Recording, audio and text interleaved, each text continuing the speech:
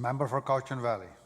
Thank you, Honourable Speaker. I'm also grateful and proud to be speaking to the second reading of this Green Caucus Private Members Bill, the Residential Tenancy Amendment Act 2019. As noted by my colleague, the member from Oak Bay, Gordon Head, this bill amends the Residential Tenancy Act to provide tenants with the ability to end their fixed-term lease if staying in their rental unit is a threat to their safety or security. It expands on the family violence provisions that currently exist for victims of domestic abuse to include, for example, someone who is sexually assaulted by their roommate or neighbor, so that they also have the right to break their lease so they can move to a safer home. The 2015 addition of family violence to the Residential Tenancy Act was an important amendment made by the BC Liberals, and they did a great job of drafting the supporting regulations. As noted at its introduction by members from all parties, however, that by focusing specifically on family violence, others were left out. Family violence describes violence inflicted on those in relationships or living within a family unit. While vitally important to protect anyone who might be in that situation, family violence makes up approximately 25% of all reported crimes in Canada. We must also ensure we correct the unintentional hierarchy of victims' rights that was created. Other forms of household violence remain prevalent in BC and disproportionately impact marginalized communities. The Ending Violence Association of BC estimates there are approximately 60,000 incidents of sexual and domestic violence in British Columbia each year, over 1,000 cases a week. In the majority of cases, that violence happens in the home.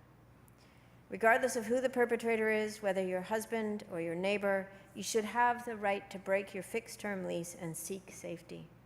Based on comments made during the 2015 debate, I'm sure all members will agree, and I'm glad our office could be of service in moving this forward. Although simple in its structure, this bill will have a significant impact on the people who need it. Honourable Speaker, when I was 20 years old, I moved to Victoria. I didn't know anybody here, and I used the newspaper classified ads to look for a roommate situation because I couldn't afford an apartment by myself. And I did indeed find an apartment and had come out with my brother before moving here, and we interviewed the roommate, who seemed like a very nice person.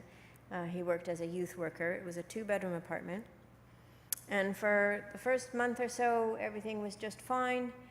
And then about 2 months into the rental arrangement, I woke up in the middle of the night and this person was in my room. And so I no longer felt safe in my home. And I needed very quickly to find a way to get into a new home where I would feel safe. And fortunately, I had the support of family to provide me with the resources that I needed to be able to pay what I needed to get out of that lease and to find a new place to live where I could feel safe and secure. And so I have a very personal experience with a situation like this. While nothing happened, I certainly lost a sense of security in my home, and a home is not a home if you cannot feel safe and secure there.